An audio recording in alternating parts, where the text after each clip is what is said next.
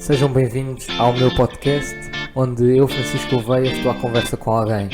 Este é o A Conversa Com. Olá a todos e a todas, sejam bem-vindos. Hoje estamos aqui para mais um podcast. Este é o episódio 8 e temos aqui um convidado muito especial. Uma página que eu sigo no Instagram, que é o Vegan for Portugal, já o sigo há algum tempo e tenho gostado sempre do trabalho, porque é um ativismo vegan não tão extremo ou extremista como costumamos ver. É uma coisa acessível à maioria da população, uma linguagem jovem e que é muito transparente. Temos aqui o criador da página e eu convidei-o e ele foi super amigável e quis participar nesta iniciativa.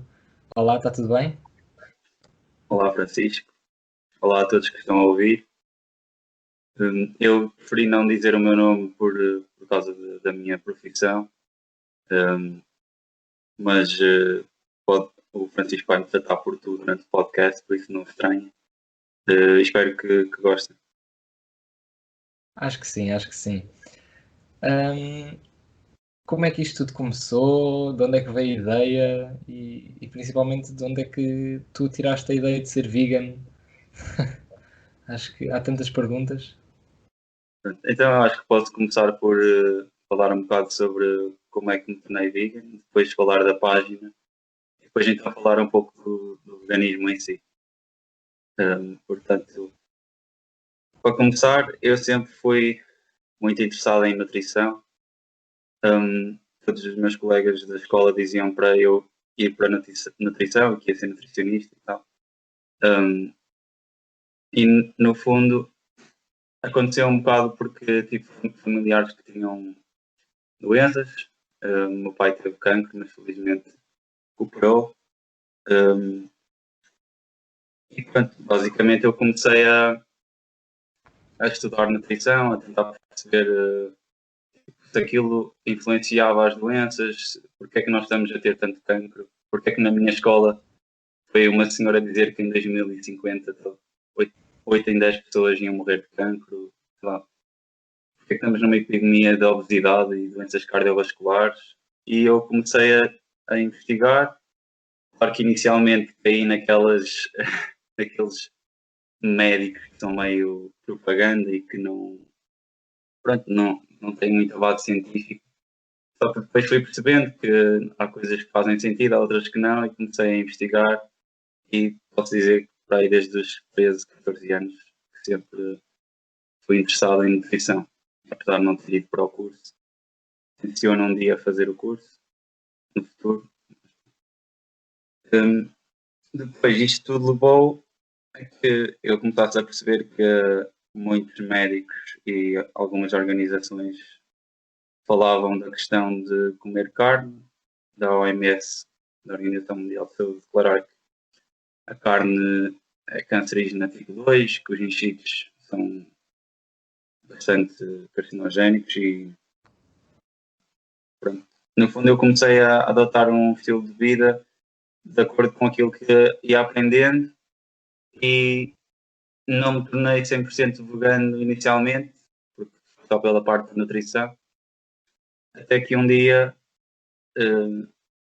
não me lembro como, mas vi um documentário, acho que foi um amigo meu que me recomendou para ver um documentário, que foi o Cowspiracy, que era sobre o impacto ambiental de criar animais. Se alguém quiser conhecer, pode ver esse documentário. E percebi que era um impacto brutal. E depois, para além disso, vi também um documentário sobre como é que os animais, como é que se tratam os animais na produção de animais, na indústria animal. E acabei por ficar um bocado. Pronto, aquilo mexeu comigo. Eu já tinha visto galinhas e porcos a serem mortos pelos meus avós, pelo meu pai. Nunca cheguei a matar nenhum, mas aquilo sempre fez-me um bocado de confusão. E quando percebi que não era preciso comer animais e que temos a possibilidade de comer outras coisas em qualquer supermercado, temos milhares de plantas e de espécies de plantas à nossa disponibilidade.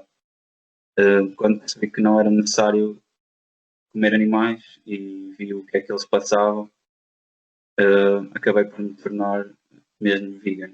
E a partir daí depois fui sempre a escalar, sempre a aprender, a fazer ativismo e até que criei a página. Não sei se queres que eu agora fale E mais alguma coisa. a página surgiu de alguém te recomendar ou tu próprio tiveste a vontade de espalhar um bocado esta imagem? Ou esta mensagem neste caso? Portanto, como eu te disse, eu fazia, comecei a fazer ativismo e os meus amigos sempre diziam aquela cena de eu ir para a nutrição. Estas duas coisas foi um bocado o que originou a página, porque eu comecei a falar com uma rapariga que era ativista no Instagram, porque ela fazia posts que eram interessantes e eu falei-lhe, não sei, de qualquer coisa que ela tinha gostado, e depois ela começou a falar comigo e eu comecei a partilhar informação, pronto, como eu costumo fazer. E ela disse mesmo que tinha os meus amigos, sabe qual é a cena, não sei como é que fazes tanta coisa, podias fazer ativismo porque tens mais jeito que eu. Eu, no fundo, estava-lhe sempre a dizer coisas que ela podia acrescentar e assim. E ela disse-me para eu criar uma página. Foi ela que me disse aplicações onde eu podia fazer posts, onde é que eu podia criar as cenas e, tipo, no fundo, foi com ela que eu comecei a ter ideias para a página e a fazer a página em si. Depois perguntava-lhe o que é que ela achava e surgiu a ideia do macaco, porque sempre tive aquela ideia, aquela perspectiva de voltar às origens, tipo, o que é que faz sentido, porque é que faz sentido, e por isso é que escolhi a tema do macaco, de ser a escola do macaco. No fundo é o macaco careca, que nós somos o macaco sem pelo, envolvido, e o que é que faz sentido para este macaco, no fundo é ser muito ninguém. Olha, eu acho a ideia do macaco genial, porque aliás eu sempre também. E agora partilhando um bocado também o meu percurso, eu também sou vegetariano, não sou restrito, ou seja, não sou vegan, mas veio principalmente do ativismo, porque sempre lutei pela justiça climática e faço parte de movimentos de ativismo em termos climáticos. E via muita gente à minha volta a ser vegan e a ser vegetariano e a evitar o consumo de carne ao máximo. Eu sempre perguntei, então, mas porquê? Mas porquê? Até que, sei lá, tipo 13, 14 anos, quando dou por mim a ver o Cowspiracy, na cama, às 2 ou 3 da manhã, e fui completamente envolto naquilo. Foi o choque inicial, foi um banho de água fria, porque no dia a seguir recusei-me a beber leite e a comer cereais. Fui para a escola sem comer e quando cheguei a casa vinha com um saco de compras com leite de soja, com tudo, e disse: mãe, a partir de agora sou vegan e não como nada de origem animal. E a minha mãe sempre Yeah. foi muito aceitável, então disse: tudo bem, se é a tua opção, é isso que tu queres, então é isso que nós vamos fazer. Mas ela sempre teve a preocupação da nutrição e acho que toda a gente tem a preocupação da nutrição. Mas o melhor exemplo para constatar um facto que para mim e para ti é um bocado óbvio é o exemplo exatamente do macaco, que é uma ponte que une um bocado os dois mundos, que é o mundo do consumo totalmente herbívoro, ou seja, só de plantas, e o mundo humano, que é aquele que nós já temos pré-concebido, que é omnívoro, ou seja, nós caçamos, nós comemos animais. O macaco também é considerado omnívoro, porque há tribos de chimpanzés que matam outros macacos e comem-nos, mas se nós formos a ver gorilas, que é o terceiro animal mais forte do mundo em relação ao seu peso, só comem plantas. E é um gorila. Um gorila, não sei quanto é que pesa, mas 250 quilos para aí. Yeah. E é absolutamente músculo. É uma coisa maluca, é uma coisa maluca. E acho que, Sim, olha, há estás pessoas super que bem. chegam a ter mais de 80 quilos de massa muscular. É, é um exemplo maluco. E se nós formos a ver, nós hoje em dia temos o maior mamífero de sempre na Terra vivo ainda, que é a baleia azul. E temos exemplos extraordinários que só comem plantas. Por exemplo, o elefante africano. É uma coisa enorme, enormesíssima. É uma besta total e só come plantas. Como é que isso é possível? Como é que nos dias de hoje em dia nos dias de hoje nós não conseguimos constatar um bocado o óbvio? Não é? É interessante. Portanto, Sim, opa, ativista e vegan, juntaste as duas ideias, criaste a página e agora, que rumo é que isto vai levar? Que papel é que isto tem na tua vida? eu levo isso como a minha necessidade ou vontade de fazer ativismo, porque eu comecei a sentir essa necessidade quando me tornei vegan, porque até há pessoas que falam sobre isto, que é o choque inicial de ser vegano. Nós, no fundo, acabamos por ter noção que não é necessário estar a fazer isto aos animais. E quando vemos o que é que está a acontecer e o que é que se passa nos matadouros, e temos noção que o animal tem consciência, as vacas e os porcos, até são mais inteligentes que os cães. Quando nós temos empatia por um cão, também conseguimos ter empatia por um porco e uma vaca e qualquer outro animal que tem consciência e é são animais sencientes. Né? No fundo, têm percepção do que é que se passa à volta deles, sofrem, não querem morrer. E, e nós começamos a sentir o mesmo quase quando matassem o nosso cão, por exemplo. Ou se matassem até uma pessoa próxima. Não vou comparar animais a seres humanos, porque nós não somos iguais. Já conseguimos ter mais empatia por um ser humano, mas eu também consigo ter empatia por um animal e sentir quando ele está a sofrer. E no fundo, o que acontece a muitos veganos é que quando percebem o que é que está a acontecer e que é possível viver sem animais, que é melhor para o ambiente e tudo mais, é um bocado de choque, aquele choque de acontecer um holocausto, no fundo. Que até há alguns veganos falam disto. Está a acontecer um holocausto aos animais. E nós sentimos aquela necessidade de fazer ativismo para acabar com isto, no fundo. Não é. Claro que não vai acabar de um dia para o outro, toda a gente tem noção disso, mas queremos chamar a atenção às pessoas que, opá, olha estas informações, isto é possível, os animais estão a sofrer para nada. E acaba por ter um bocado isso. Já conheci muitos ativistas que ficam bastante emocionados quando veem os animais entrar nos matadouros. Eu às vezes também fico. Seja uma questão de tentar perceber que faz parte, no fundo, da evolução da consciência humana, de que nós inicialmente se calhar precisámos de animais para sobreviver em algumas épocas,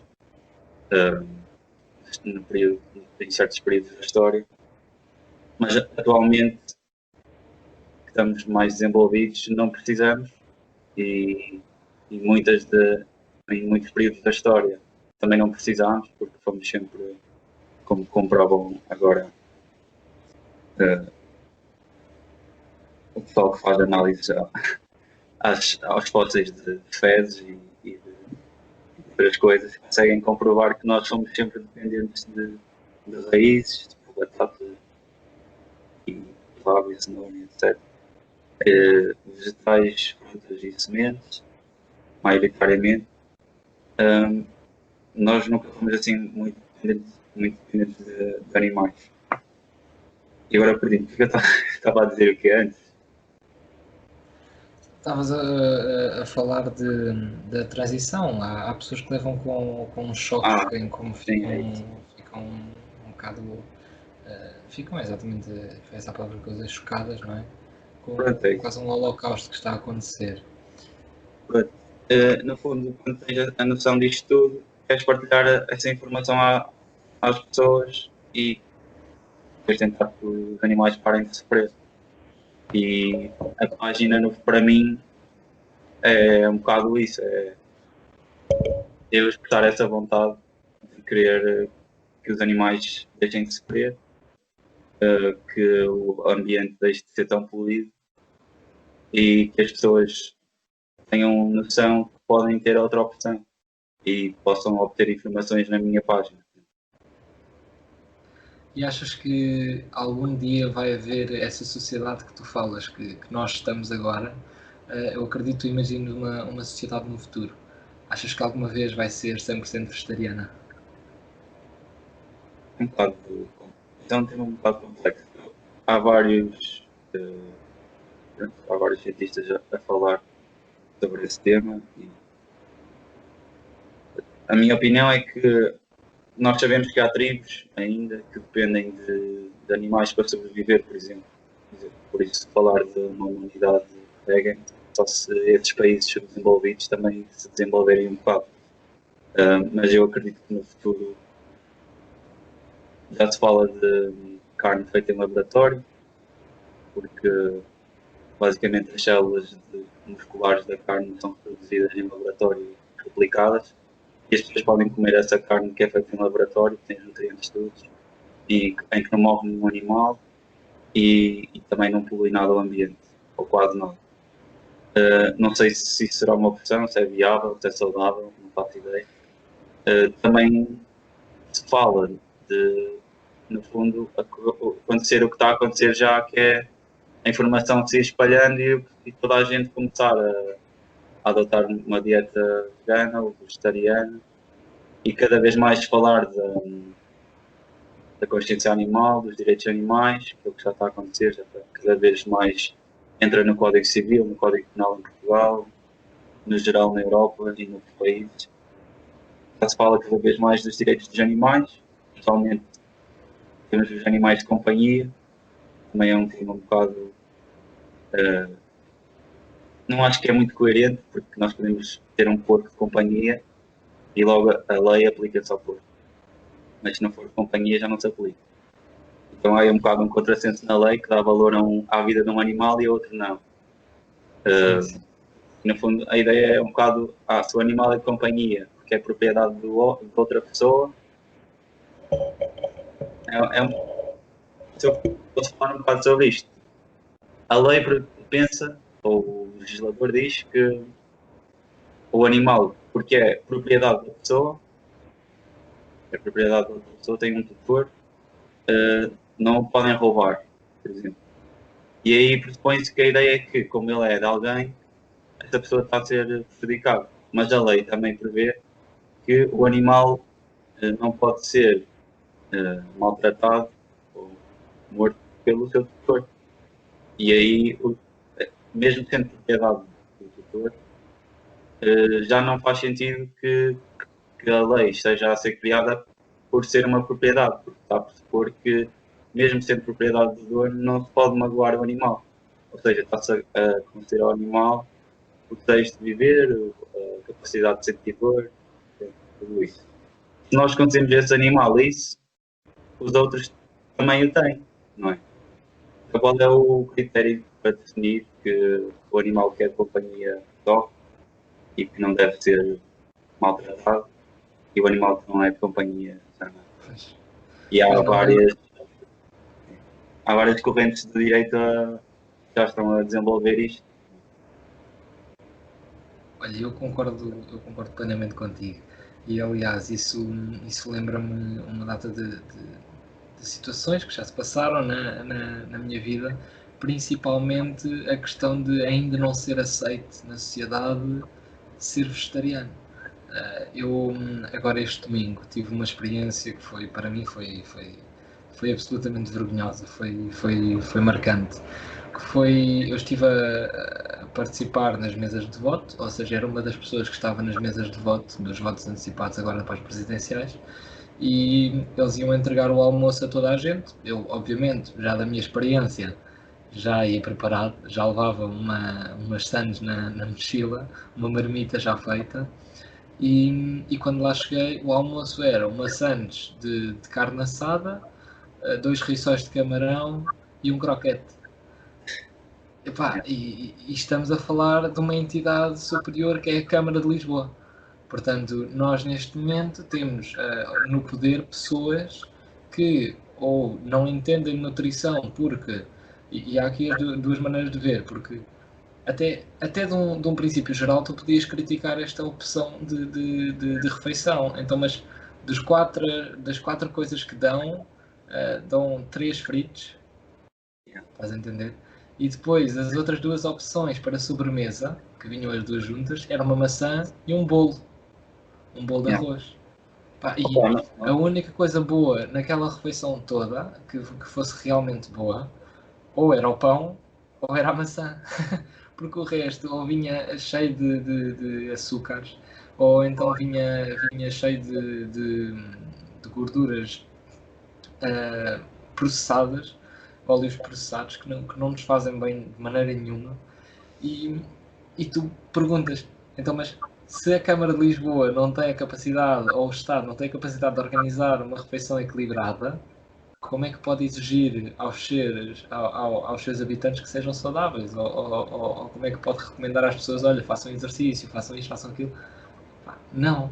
Se eles próprios não conseguem dar o exemplo, compreendes? Eu vejo, e isto nota-se pelos governantes que nós temos, os chefes de Estado que nós temos, é tudo pessoal que não liga nada, mas nada à nutrição e à importância da nutrição. Percebes? É pessoal. Claro que há exceções. Eu vejo uma pessoa com uma barriga grande, não posso dizer, ele não é saudável, é obeso, tem excesso de peso. Não, há outros casos. Há pessoas que são, por exemplo, strongmen, que têm 200 quilos de massa muscular e que têm uma barriga gigante porque o abdômen dele já inchou tanto por fazer carga de tanto peso. Mas acho que não é o caso do António Guterres ou do António Costa, compreendes? Que são chefes de governo de tal alto calibre que já era pressuposto eles darem o exemplo em termos de nutrição. É estranho porque ainda há esta ideia pré-concebida de que a carne é o saudável porque é a melhor fonte de proteína que existe. Mas nós temos tantas opções diferentes que são tão melhores, percebes? E tão mais naturais. Yeah. Claro, já há uma ideia pré-concebida e eu adorava que tu falasses um bocado sobre isso, que é, então, mas cultivar soja também é mau. Então, mas comer tofu também é mau, porque a soja é toda alterada geneticamente e é super mau. Mas para que é que serve essa soja que é cultivada?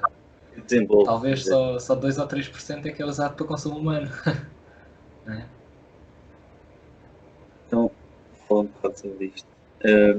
Primeiro vou falar do que estavas a falar dos líderes, dos exemplos que nós temos, não ligarem muito à nutrição. Eu acho que isso também é um bocado da medicina que antiga, porque os médicos, há muitos médicos que tiravam o curso e não tinham a vertente da nutrição no curso. E hoje em dia também é um bocado. Em Portugal acho que não é muito espaço, mas já há países que o que se dá de nutrição no curso de medicina é bastante escasso. E já tive várias experiências de ir a médicos diferentes em que chegava ao médico e ou ela era obeso ou estava com um iced tea em cima da mesa, assim, uma cena. Não estou a julgar, não estou a dizer que ele não sabe por isso, mas o próprio exemplo dele quer dizer que opa, se calhar não tem noção de várias coisas que deveria ter. E acaba por ser mais, em relação à dieta, só os nutricionistas é que se calhar têm mais noção. E um médico, para saber realmente, tem que ser uma pessoa que é interessada. Tem que continuar a estudar depois de tirar o curso. E no fundo é isso. Se nós não tivermos pessoas interessadas que querem saber sobre essas coisas e os próprios líderes políticos querem saber sobre isso, sobre o ambiente, sobre a saúde e se importarem com isso, não tipo, tanto como negócios, corrupção e tal. Portugal é dos países mais corruptos da Europa. Opa, se calhar se essas pessoas que estão na liderança e que deviam dar o exemplo dessem e se importassem, se pesquisassem, nós estávamos mais desenvolvidos em vários aspectos relativos à saúde e ao bem-estar. Agora falando daquilo que disseste da soja, já sabes o que é que eu vou dizer, porque já viste o Cowspiracy, mas eu vou falar da parte também da saúde, porque primeiro dizem que a soja é GMO, organismos geneticamente modificados, e que leva muitos pesticidas e herbicidas, e não digo que isso não seja verdade, mas grande parte da soja que é OMG, OGM,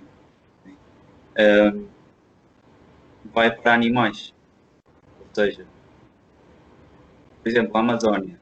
Grande parte da Amazónia, como disse no Cowspiracy, 93% da Amazónia foi desflorestada atualmente para dar lugar tanto ao gado como ao alimento que vai para o gado. Porque uma vaca come cerca de 25 kg de cereais por dia. De soja não sei quanto é, mas deve ser uma porção grande. E para alimentar isso diariamente, para alimentar uma vaca que em média é morta aos 4, 6 anos, todos os dias é preciso criar muita soja ou muitos cereais. E a Amazónia é um exemplo disso. E essa soja, que é geneticamente modificada, vai maioritariamente para animais. Quase, acho que do que eu vi, já vi várias pessoas a falar sobre isso, já li alguns artigos. A grande maioria de soja que é vendida no mercado não é geneticamente modificada, mas as pessoas também podem ver isso no pacote ou ver no site da empresa. Em relação aos pesticidas e herbicidas que nós comemos nas plantas, também é verdade, e nós também temos a opção de comer comida orgânica, que é um bocado mais caro, ou plantar em casa, ou fazer hortas comunitárias, que seria o ideal. Mas, em relação à saúde, os animais acumulam pesticidas e herbicidas no corpo. Ou seja, chama-se bioacumulação tóxica, que é o que acontece numa cadeia alimentar quando acontece nos peixes. Por exemplo, o mar está contaminado com mercúrio e outros metais e outras substâncias, nomeadamente PCBs e microplástico, que polui o oceano. Depois os peixinhos pequeninos estão contaminados com aquilo, um peixe maior come o peixe pequenino, fica ainda mais contaminado, o peixe maior come esse peixe, fica mais contaminado, e nós vamos comer um peixe tipo, a nível 3 ou 4 da cadeia alimentar do oceano, ou mesmo que esteja no segundo nível, e está bastante contaminado com esses metais, com essas substâncias.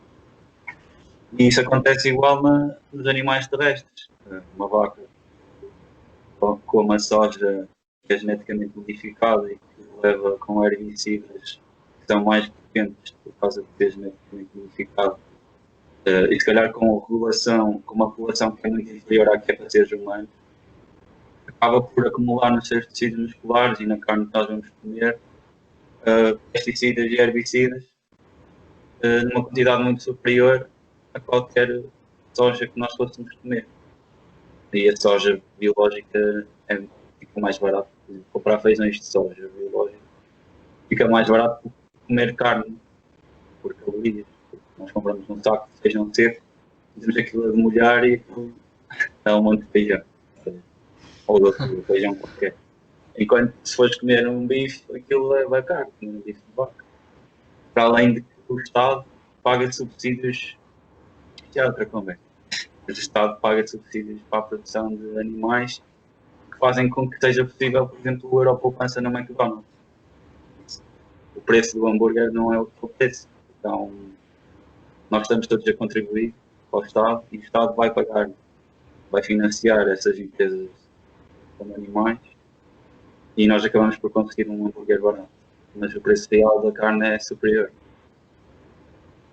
Portanto, no fundo, mesmo falando de pesticidas e herbicidas e toxinas que possam estar nas plantas, os animais, a não ser que seja, se calhar, um animal que é criado no cimo da serra, não sei de onde, que há poucos, que é aquele agricultor antigo, e qual não é poluído, que quase não existe, era impossível alimentar a população com isso. A não ser, se calhar, esse animal, o resto está muito mais poluído do que qualquer grão que não seja orgânico.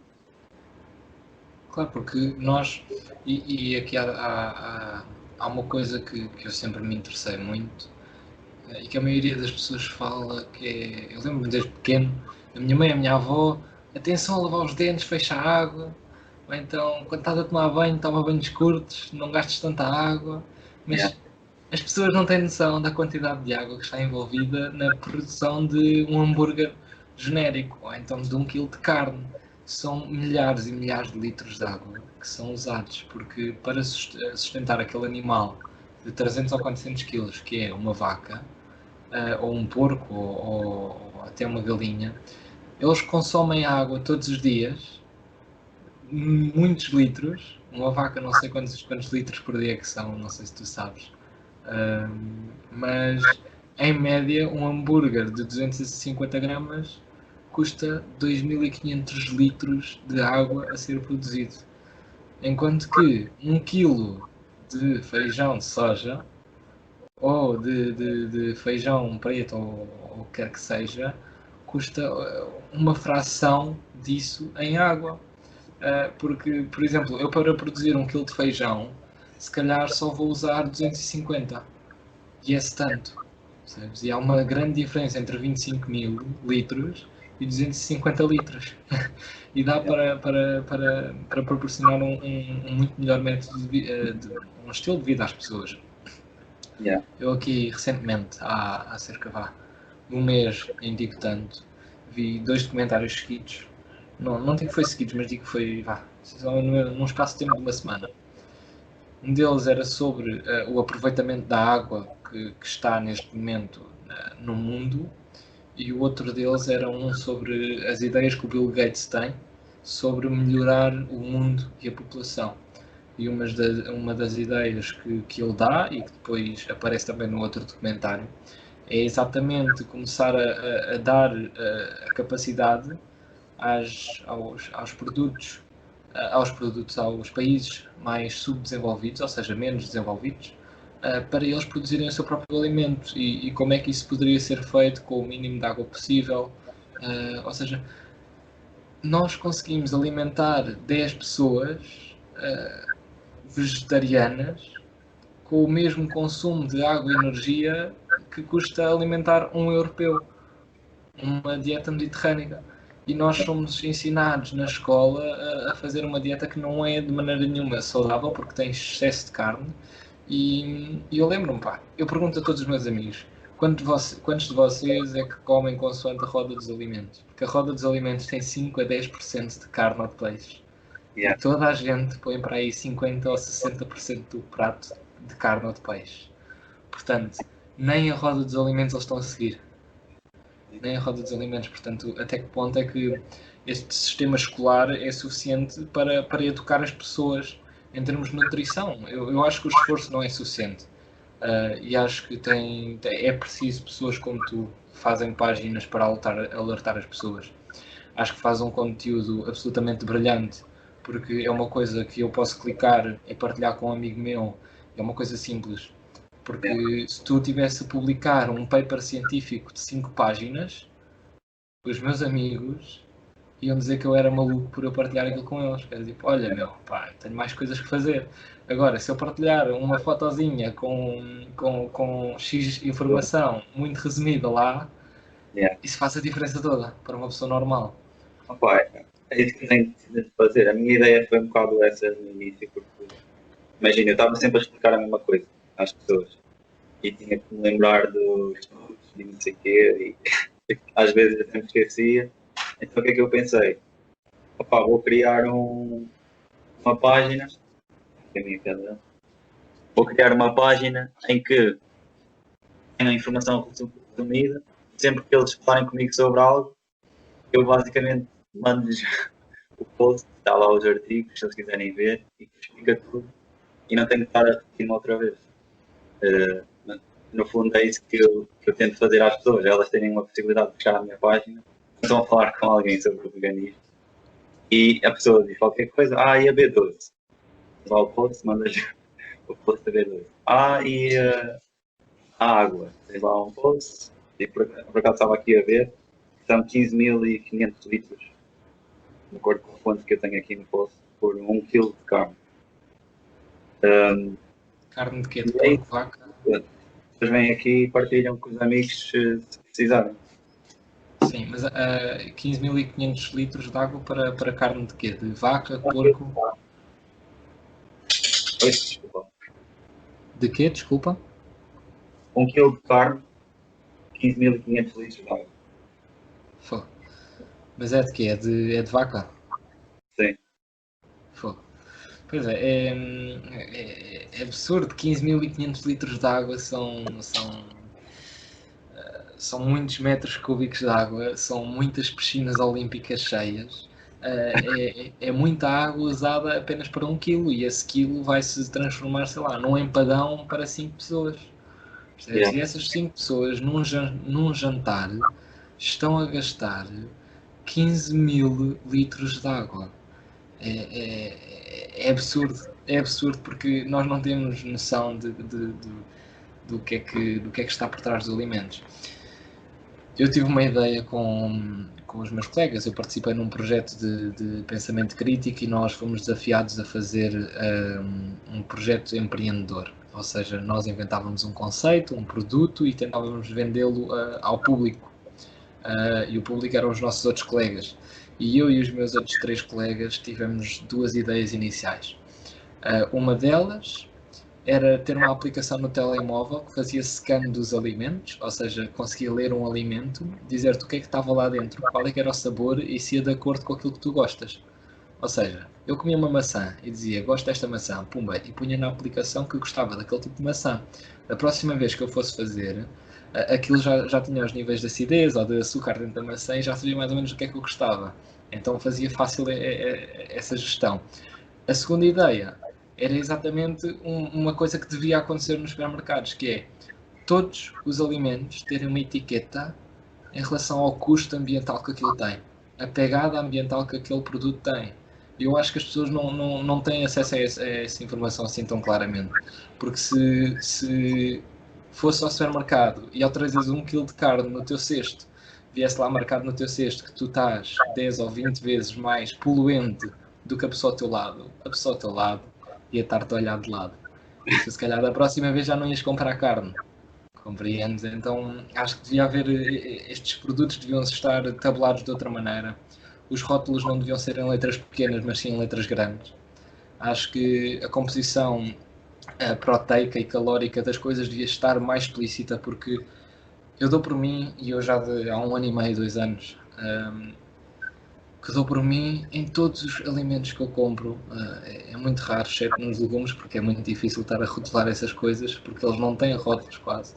Em relação à quantidade de calorias que uma coisa tem, quantas proteínas é que isto tem, quantos açúcares saturados e não saturados é que isto tem, isto tem lípidos, não tem, o que é que tem? E acho que era super engraçado haver rótulos para as coisas. É uma ideia tão simples, mas que poderia marcar tanta gente. É uma coisa absolutamente genial. Não sei.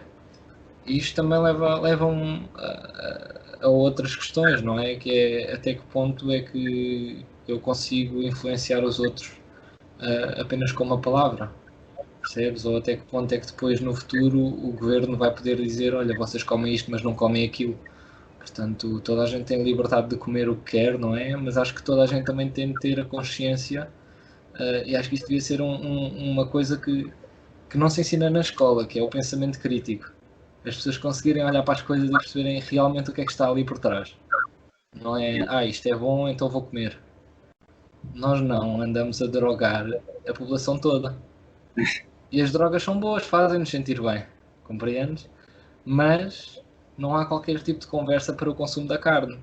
Não estou a equiparar as duas coisas, estou a dizer apenas, parece que estamos cegos em relação a certos assuntos, a certas coisas. Porque quando nós vemos que o consumo da carne tem consequências em termos cancerígenas, Principalmente nós não... nós não dizemos nada, nem temos o rótulo na carne a dizer isto pode dar cancro, mas quando nós compramos um pacote de cigarros que faz menos mal ao ambiente do que 1 quilo de carne e faz se calhar tão mal à nossa saúde como 1 quilo de carne, nós já tabelamos aquilo como não fumes porque pode dar cancro. Assim, eu não diria que a carne é assim tão como o tabaco. Claro que é mau e que tem consequências, principalmente os estudos que existem a apontar isso é mais com carnes processadas. Mas o que eu diria também, para além de consumir carne a mais, seria comidas processadas, basicamente. Tipo, frita, cheetos, sei lá, bolical, bolachas, bolos. Acho que estamos bastante desequilibrados em termos de dieta. E claro que isso não se deve, não acho que isso pode ser extremista e acabar com os doces e com os salgados. Mas isso devia ser tipo uma cena que é feita ao fim de semana. E não estar todos os dias a comer de manhã à tarde salsichas, depois um bolo com chocolate, depois umas bolachas à tarde, uns Oreos. Depois vemos como é que os jovens se alimentam, em gomas e pizzas. E depois passei por uma escola, saí do estágio e vi vai 10 crianças com pizzas e com Coca-Cola na mão, tipo, a comer chouriço e na pizza. Tipo, isso, claro que eles comerem aquilo todos os dias no futuro vai-lhes trazer consequências para a saúde. Mas acho que isso é um bocado óbvio à população geral, mas não há, por trás dessas comidas, não há um preço fixado suficiente e não há uma informação suficientemente explícita. Se em vez de numa caixa da Telepizza viesse, vamos nos sentar e comer, se viesse lá, este produto pode causar cancro e está comprovado que causa diabetes e elevado colesterol, se calhar as pessoas já não iam levar tão a bem, mas claro, isso depois são estratégias de marketing que as empresas não estão prontas a adotar. Acho que o grande problema é nós temos uma população pobre e nós vemos como sinal de status social o consumo da carne ainda. Infelizmente, a comida mais cara de todas, exatamente pelo seu custo de produção, é a carne de alta qualidade. Ou seja, a carne que é produzida num rancho de pastagem livre, com a produção ética e moral das vacas e dos porcos, compreendes? Com um matadouro apenas e quase totalmente sustentável, isso quase que não existe, por isso mesmo é que é muito caro. Nós vemos como sinal de estado social o consumo da carne e o grande problema é, nós temos uma população pobre e depois temos a grande classe média, que é a maioria das pessoas, que vê a carne como status social, então calma lá, pá, mas eu quando convidar os meus amigos cá para casa não os vou pôr a comer saladas, ou não os vou pôr só a comer feijão, mas é comprar um grande entrecosto e vou fazer o entrecosto de porco, pá, porque dá outra percepção às outras pessoas, não sei, isso ainda está dentro da nossa sociedade e acho que o nosso papel como indivíduos conscientes é exatamente quebrar o tabu, é não deixar que isso aconteça tão facilmente, é se calhar quando formos numa visita de estudo ou qualquer coisa, levar uma marmita sem carne, uma coisa sem leite. Isso pode abrir os olhos ao fazer com que as pessoas comecem a perguntar e ter os factos por trás da nossa cabeça, exatamente aos factos na nossa mão, para quando nós estendermos a mão e oferecermos ajuda, conseguirmos dar também essa informação. Olha, eu agradeço-te imenso o facto de tu teres criado a página, porque simplificaste uma coisa que para mim durante muitos anos foi confuso e foi difícil de explicar às pessoas.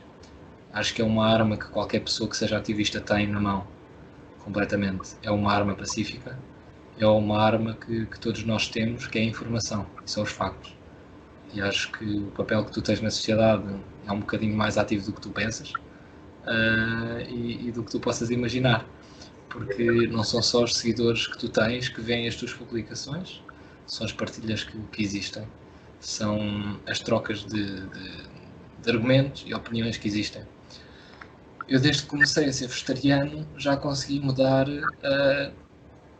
não digo 10 pessoas, mas pelo menos umas 7 ou 8 pessoas já pararam de comer carne todos os dias. Ainda bem, ainda Se bem. não totalmente. Portanto, passo a passo vais fazendo a diferença. Yeah. Queres deixar Acho alguma mensagem é para final? acabar. Em relação àquilo que tinha aqui, falaste do estigma da carne na sociedade. Eu acho que isso é um bocado o marketing que foi feito com a carne ser masculino, ser forte, essas cenas todas que se calhar em alguns documentários as pessoas conseguem ver melhor que a carne sempre foi associada a ser forte e machão.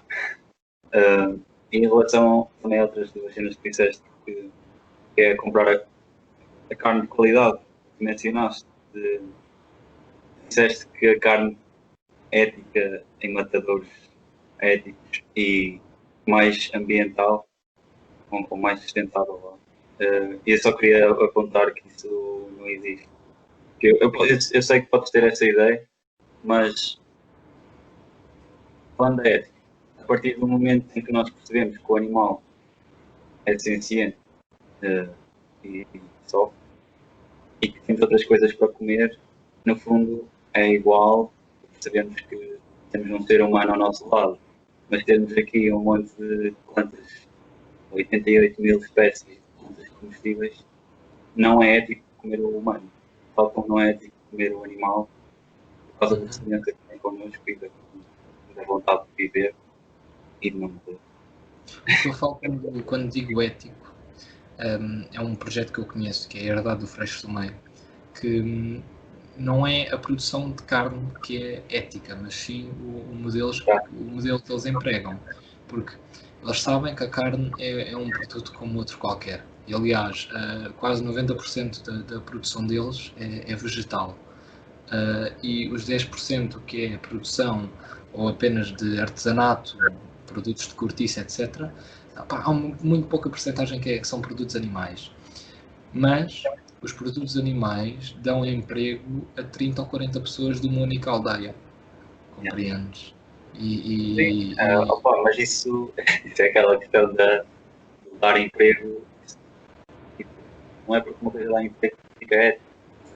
O animal está a morrer na mesma, não tem necessidade nenhuma, e essas pessoas vão estar a construir um pomar de por exemplo, ou um conjunto de alimentos sem ser animais. Tu se pensar sobre isto e se fores pesquisar mais e perceber a lógica por parte da ética de matar um animal, e porque é que atualmente na nossa sociedade muitos dos filósofos já consideram que não é ético, e até universidades tipo. Há universidades que falam sobre isso, acho que Cambridge sobre isso, Oxford. E depois a cena de ser sustentável, porque um animal que é criado, se calhar nessa situação que estavas a dizer, não sei, podem comer tipo restos e ser uma porcentagem pequena, e é tipo uma espécie de permacultura e que é aproveitado tudo. Mas a maioria dos animais de pasto livre, o terreno, o número de hectares que é preciso para, por exemplo, uma vaca de pasto livre é muito superior. E depois os anos de vida que ela vive é mais do que o industrial em que injetado,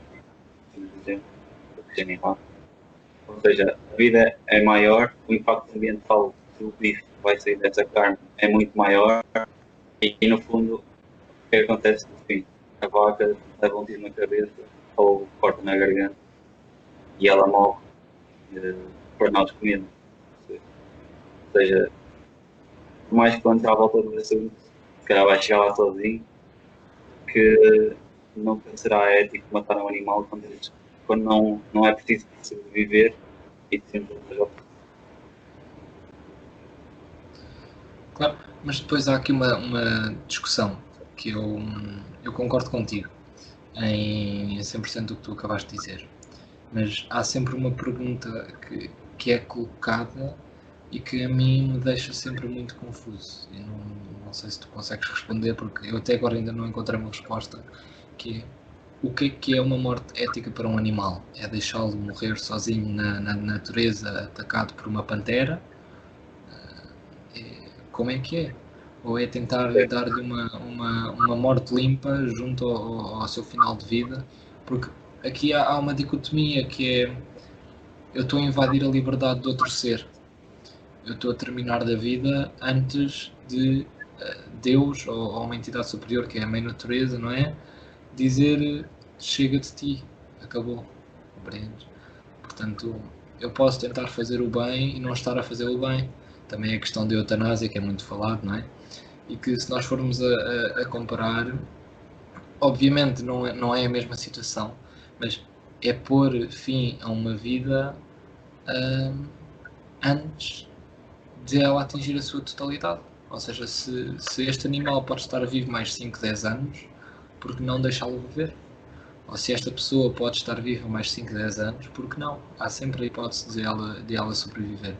Portanto, são temas que para mim são um pouco difíceis de pôr a nossa cabeça humana à volta, porque são temas muito complexos. Por isso é que tu falaste aí de uma coisa que são os filósofos, e eu admiro aqueles que dedicam a sua vida ao pensamento, porque o pensamento é sem dúvida o ato mais doloroso que nós podemos fazer. Quando nós começamos a refletir sobre a nossa vida, nós percebemos o quão mal estamos a fazer ao ambiente. Às vezes o nosso exemplo não é o melhor para os mais novos. Uma data de coisas que têm peso e são importantes. Pronto, Olha, esta conversa tornou-se uma conversa de ativismo. Mas acho que queres que depois? é importante ter estas conversas, é importante sermos informados. Acho que é importante também darmos esta informação e deixá-la ao dispor. Eu recomendo três documentários que eu já vi, que é o Cowspiracy, há outro que é o Game Changers e há outro que é o Dominion. E eles os três, para mim, são dos melhores documentários que há, porque tem uma boa produção, mas a informação não está processada. É dinâmico. Ou seja, esses documentários deixam-nos pensar um pouco sozinhos, e isso é muito importante quando estamos a expor esta informação. Tu tens alguma coisa a recomendar às pessoas? Acho que em termos de ética, o parte de matar um animal, o melhor documentário é o de Earthlings. Por acaso não tenho esse na minha página, tenho outros três, dois daqueles que tu disseste, que é o Dominion de Game Change. Mas foi o Joaquim Phoenix que fez, o ator do Joker. Ele é o narrador desse filme. Se quiseres depois eu até posso mandar. Respondendo à tua pergunta, matar eticamente um animal. Isso nunca existe. Porque, ok, quando é que é ético matar um animal? Tu estás numa ilha deserta, é um problema de filosofia até. Estás numa ilha deserta com outro ser humano, não há mais comida. É ético matá-lo, matares o outro ser humano para comer? Eu não. No fundo é ético porque é uma questão de sobrevivência. Mas tu também podes escolher não matar e morrer com ele. Também é ético. O que no fundo está em causa é a justificação. E quando nós temos um animal que tem capacidade de percepcionar o que o rodeia, tem capacidade de sofrer, tem um sistema nervoso que é semelhante a nós. Porque a única coisa que faz com que eu não queira matar outro ser humano é ele ser semelhante a mim. É ele perceber que ele percepciona o mundo. É eu perceber que ele sofre. Eu consigo estar a ver outro ser humano ali que quer viver e que não quer sofrer. É isso, não é tipo por causa da espécie que não estou a matar outra pessoa. Pode nascer um ser humano que tem um atraso qualquer mental, não tem capacidade de raciocínio mas que percebe o mundo e que sofre também, ou uma pessoa com uma deficiência qualquer, eu não posso matá-lo só porque o nível de inteligência dele é inferior. Tem a ver com a sua capacidade de raciocinar o mundo. E um cão, um porco, uma vaca e a maioria dos animais já foram comprovados cientificamente em consciência, ou seja, em consciência e percepção do mundo, não querem morrer. E a partir do ponto que nós temos que as grandes organizações de nutrição, tipo American Dietetics Association, Canada Dietitians, até a DGS, já declararam que nós podemos viver bem sem carne, até prevenir certas doenças, como cardiovascular, diabetes, etc. Ajudar a prevenir. Claro que não é carne que é o caso de todos os problemas, porque as comidas processadas e isto também importa.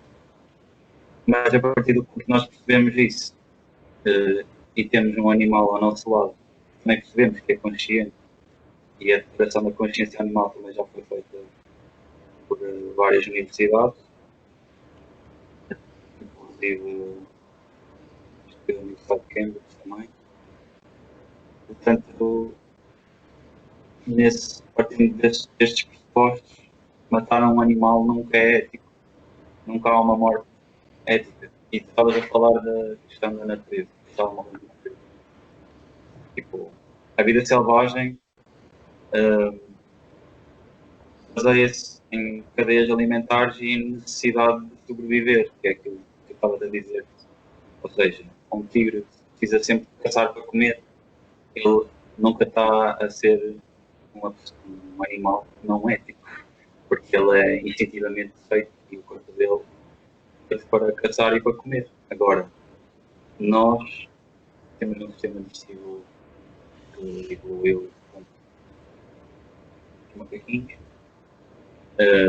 Somos um bocado diferentes, sim. Temos a capacidade de digerir carne, só que supostamente era só devíamos comer um bocadinho. E esse bocadinho é insignificante, porque nós podemos obter esses nutrientes de outras fontes.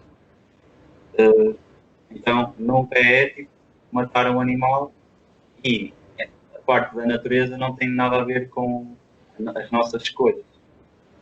Uhum. Sim, olha, e tu falaste aí de várias universidades e eu destaco uma que eu conheci, que é a Escola do Macaco.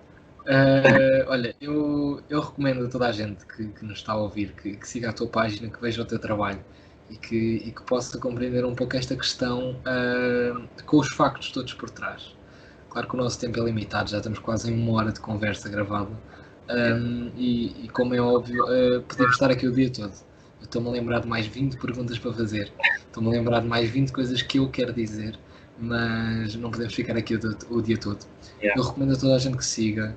Eu congratulo-te e parabenizo-te exatamente pela página que tu tens e pela informação que tu espalhas.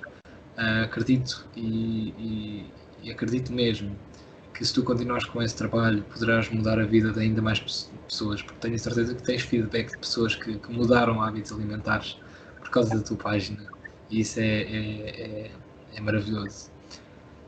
Olha, eu recomendo que toda a gente siga, foi ótimo falar contigo, foi aliás um privilégio ter um bocadinho do teu cérebro aqui comigo durante este tempo. Portanto, obrigado e olha, bom trabalho e até logo, até sempre, não é? E espero que toda a gente tenha gostado e um obrigado enorme, tá bom? Obrigado por ter convidado, também desejo que tenhas sucesso no podcast e que continues a aprender e a desenvolver também este produto. Boa sorte também. Claro, o objetivo deste podcast é exatamente espalhar informação e não é espalhar opiniões. Porque se eu estiver aqui a espalhar opiniões, é muito fácil isto tomar um extremo, uma posição extremista. Portanto, eu convido pessoas, eu já convidei um caçador e agora convido-te a ti. Portanto, é importante ouvir os dois lados da moeda. É importante convidar pessoas diferentes para ter este debate ativo, compreender o que é que leva cada uma a pensar como pensa. E isso é maravilhoso. Obrigado pela pessoa que és e pelo ativismo que estás a fazer e agora um bocado mais no modo pessoal. Pá, obrigado pelo serviço que estás a fazer para connosco, vegetarianos, porque Yeah. precisamos de mais pessoas como tu que nos deem estas ferramentas que nós precisamos, não é? Tão regularmente. Então, olha, Obrigado. é isso, obrigado. Tchau, malta. Olha, espero que tenham gostado. Mais um episódio, é o 8º, e vamos continuar assim com convidados diversos, de áreas diversas e com temas interessantes, tá bom? Boa semana a todos, até logo.